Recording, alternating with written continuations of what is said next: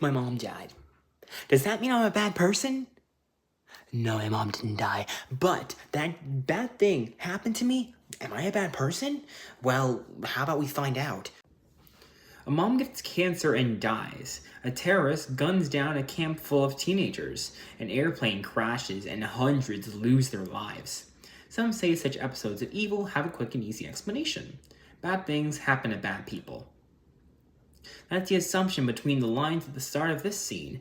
Unidentified sources tell Jesus about victims whose blood Pilate had mixed with their sacrifices in Luke 13:1.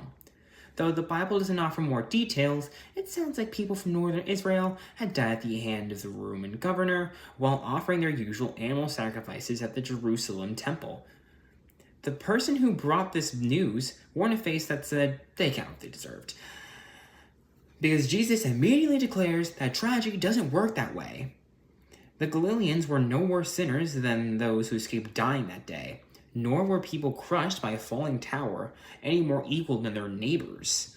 Jesus doesn't want us pointing fingers when bad things happen. For that matter, you don't need to be buried with guilt when tragedy hits you. Bad things happen to everyone, and in God's sight, all human beings are sinners in Romans 3:23. We all have the same need. Whether life seems smooth or sad, the Lord wants us to all repent, to quit sinning and turn to Him. You see, I didn't believe in the analogy of bad things happen to bad people, but after reading this, it always just gives me new stuff to look at. I can't be there's some times where God responds, like the Texas flood. I'm pretty sure most of you guys have heard about. It was when the Texas governor said that I would deport God.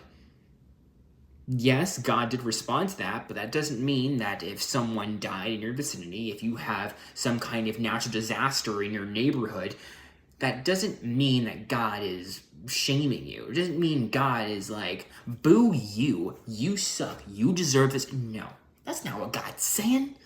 I mean, who knows what God's saying, but what He is saying in that reading is that it's not true that bad things happen to bad people, because bad things happen to good people. It just all depends on what God's plan says. Maybe a bad thing needs to happen to you so you can get stronger. Maybe a bad thing needs to happen to you because if it didn't happen to you, then something worse may come.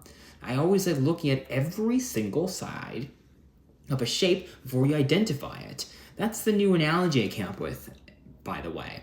I think it's pretty fun. So maybe you should use an analogy too, and maybe even in arguments you should look at all sides of the shape. Just saying, bad things don't happen to bad people.